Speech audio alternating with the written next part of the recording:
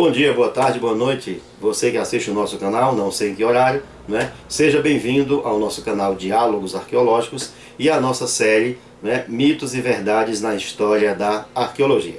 Estivemos um pouco de intervalo, mas por problemas técnicos, né? Mas retornamos e vamos dar continuidade agora em 2019 à nossa série no canal Diálogos Arqueológicos. Hoje nós vamos falar sobre um determinado tipo de conhecimento que é muito comum.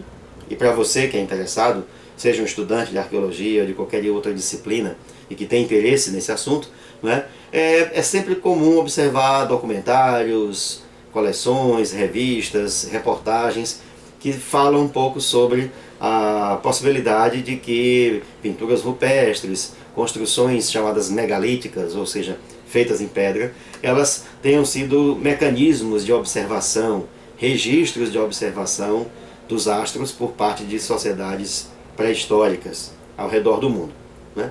De certa forma, há um pouco de mito sobre isso, mas também há um quê de verdade na qual a ciência tem tentado se debruçar. Então, como a gente faz para entender isso? Em primeiro lugar, é interessante falar o seguinte: já no século XVIII, determinadas construções que a gente sabe hoje foram construídas no contexto da Europa, como por exemplo o Stonehenge, né, que na verdade é um conjunto de dolmens e menires. Cada uma daquelas unidades, né, grandes lápides de pedra, são chamadas de menhir.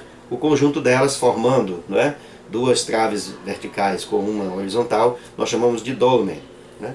Os arqueólogos há muito tempo na Europa já falam sobre essas estruturas. Mas é interessante, antes mesmo que existisse a arqueologia, já em 1740, um indivíduo chamado William Stukeley, né, da cidade de Salisbury, na Inglaterra, ele resolveu estudar o Stonehenge e publicou um livro, resultado das observações que ele fez. A tese principal de William Stukeley, em 1740, era que essa construção feita com essas lápides de pedra, chamada, né, de Stonehenge, ela seria o quê?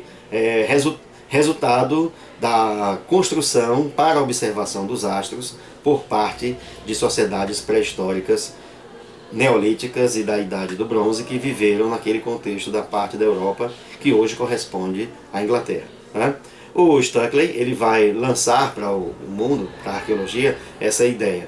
Depois dele, muitos irão até lá e vão fazer escavações tentando encontrar, né, restos materiais dos druidas, né, a qual ele associava como sendo os, vamos chamar assim, sacerdotes, né, encarregados de fazer as observações dos astros e também utilizar o local para, inclusive, sacrifícios humanos, né?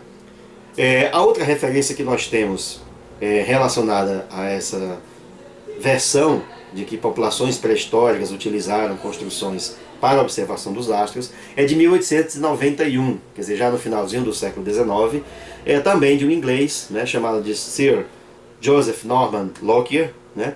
E Norman Lockyer, ele é conhecido por ser o fundador da revista Nature, né?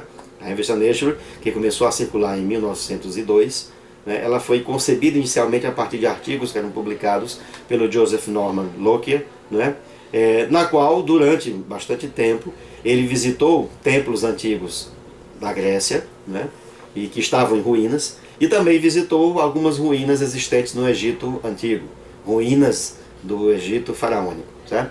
A partir das observações dessas ruínas, o Norman Lockyer vai escrever em 1891 um trabalho falando sobre a possibilidade, né, de que esses lugares foram construídos não somente para serem espaços de templos, né, mas também foram utilizados para a observação dos astros.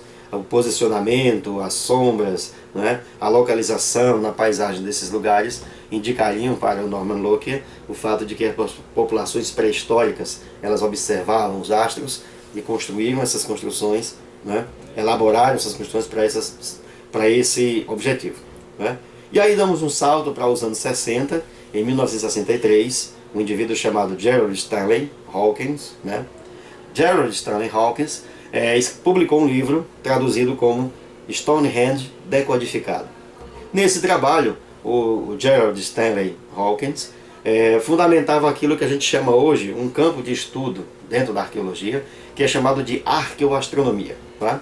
Claro que depois do trabalho do Stanley Hawkins, vários arqueólogos vão tentar encontrar ao mesmo tempo, né, nas informações arqueológicas, informações relativas a seres extraterrestres, visitantes extraterrenos, mas há uma linha, né, que vai continuar trabalhando isso de ponto de vista mais científico, tentando identificar que, por exemplo, figurações rupestres, ou seja, pinturas paleolíticas, no caso da Europa, da Ásia e da África, e pinturas pré-históricas ou pré-coloniais, no caso do Brasil, né, e da Oceania, da América e da Oceania, seriam o quê? O resultado da observação que essas populações chamadas pré-históricas, né, ou seja, ancestrais dos nativos, haviam observado e registraram nesses paredões de pedra essa informação. Então eles não construíram estruturas grandes, como do Neolítico e da Idade do Bronze, no contexto como se encontra na Europa, né, se encontra também na África e em parte da Ásia,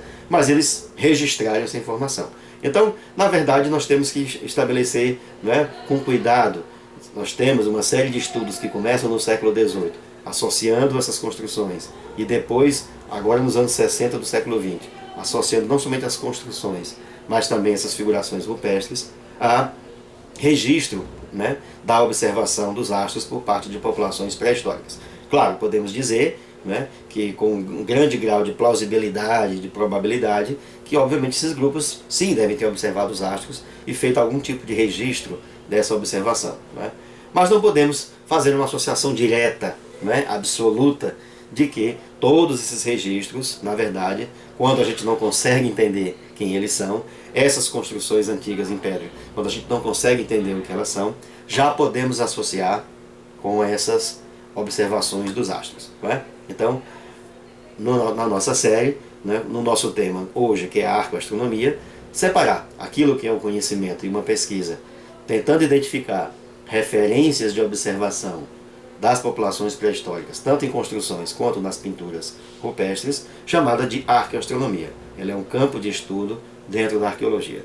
E outras histórias, né, que enveredam pelo caminho da mitologia, né, referentes a que qualquer construção na qual não se tem notícia ou informação sobre ela, automaticamente ela já pode ser associada à observação dos astros. Pinturas rupestres nas quais não se consegue observar claramente os traços, né, e entendê-los, já são automaticamente, absolutamente, registros de observações celestes, né?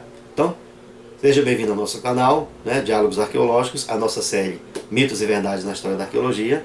Até o nosso próximo vídeo, né? Compartilhe, divulgue se você é professor, aproveite, faça seu comentário. Se quiser também pode fazer contato conosco. Esse canal, né, assim como essas séries do canal Diálogos Arqueológicos, é uma promoção do Laboratório de Arqueologia do Departamento de História da UFRN em Natal, tá? Até nosso próximo vídeo, um grande abraço.